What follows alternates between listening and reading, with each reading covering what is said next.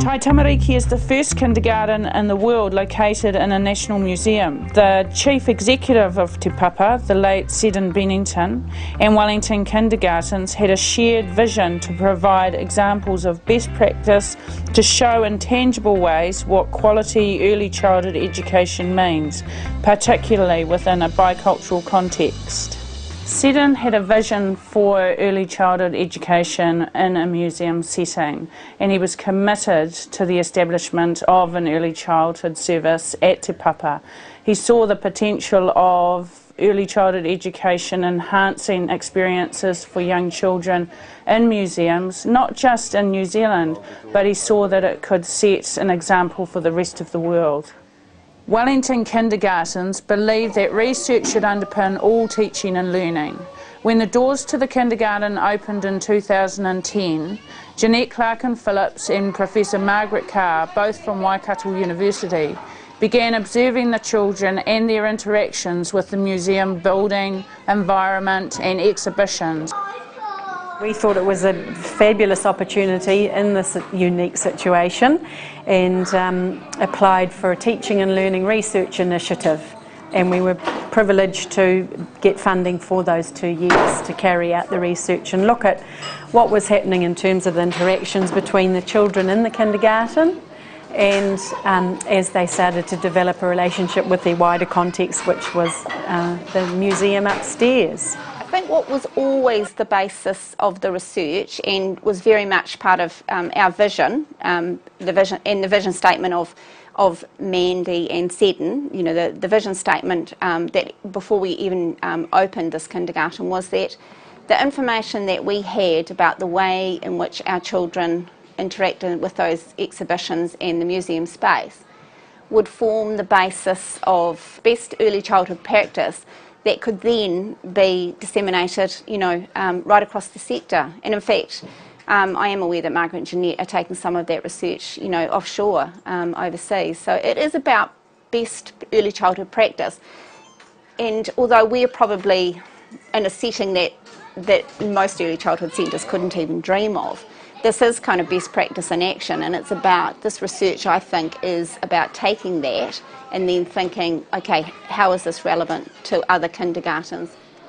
There were two things that initially in those first 2 years we were really interested in looking at. One was just how the children were kind of making meaning really, making sense of the exhibitions and the collections and the various objects that were, you know, what we typically call what were upstairs from the kindergarten. So this was an opportunity for children to visit there quite often, and so we want to know how children were interacting with exhibitions that some special exhibitions that were really designed for older children than for adults, but also for the general collection, Te Papa collection. I was part of the first teaching team to start up Tai Tamariki, and I just thought it was going to be really fantastic for the kids because Te Papa, Tongarewa, the museum, and just thinking about all the people that our children would come into contact with. But tracking the progress from then to now, I've actually seen the difference of the children using the museum now, and actually the babies use it in a different way to the 2-year-olds, even from the 2-year-olds to the 3 to 4-year-olds. Te Papa is actually the environment. They actually use, for instance, when they're starting to learn to walk, we take them up the walkway. They learn to walk up that really big path, and when the ones that can walk, they run. So they run all along that side.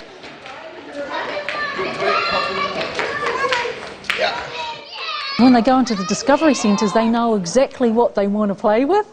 Whereas, you know, if you get a whole bunch of kids that are new to it, they're all bustling around, whereas they can actually deepen their learning. So they might have done something, I don't know, in one of the discovery centres where they looked at the rocks, the pounamu and different things, and that might have affected them. So when we go back up there, that's the thing they'll zero in on, and then they can deepen whatever they want to learn at and look at.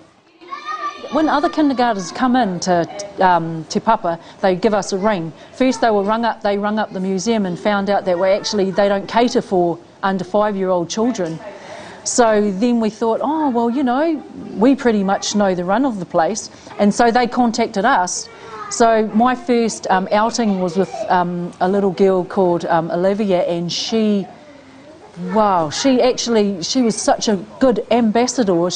We met the whole kindergarten, which is 45 kids, for a little child that's 4 to actually front with us, and she took them around everywhere that she liked. So when we went to the marae, for instance, all the children were like, oh, because the carvings are pretty scary. And she said, it's okay, you don't need to be scared. I was scared at the beginning, but it's okay, everything's safe. And for her reassurance to all these other little kids was fantastic.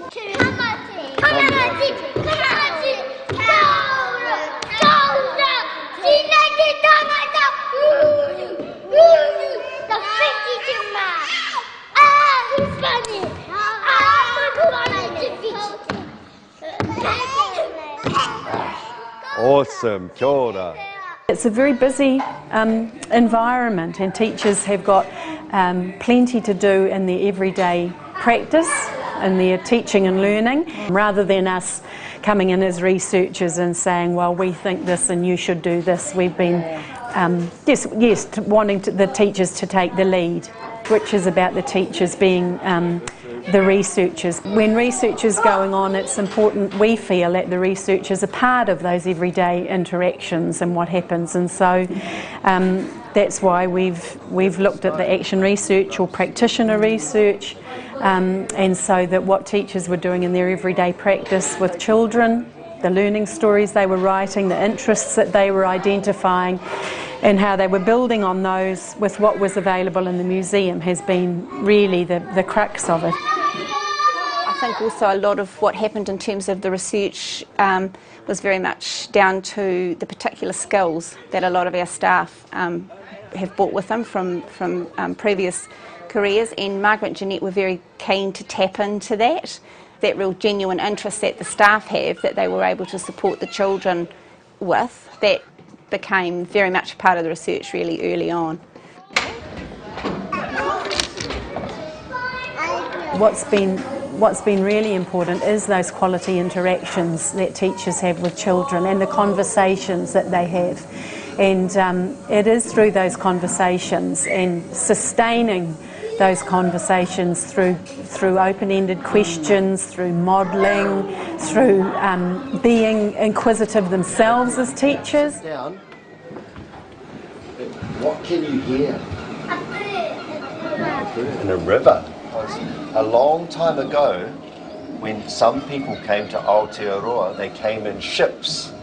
And this little space we're sitting in was the space for a whole family. And this is where they used to sleep. Do you think we can all sleep in here? There's not much room, is there?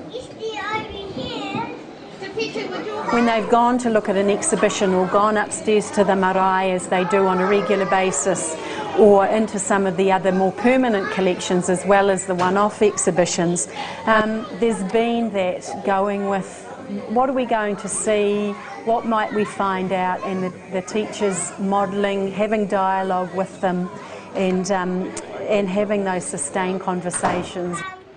Let's start with that.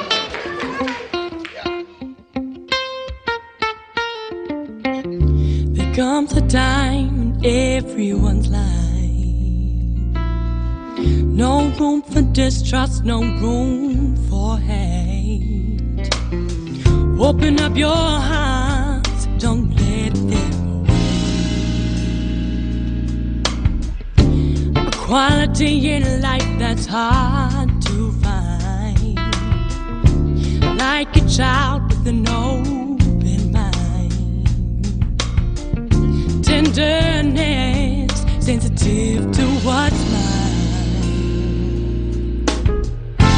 Beautiful children have come into my life. Beautiful people, old and young and bright. Beautiful children, longing for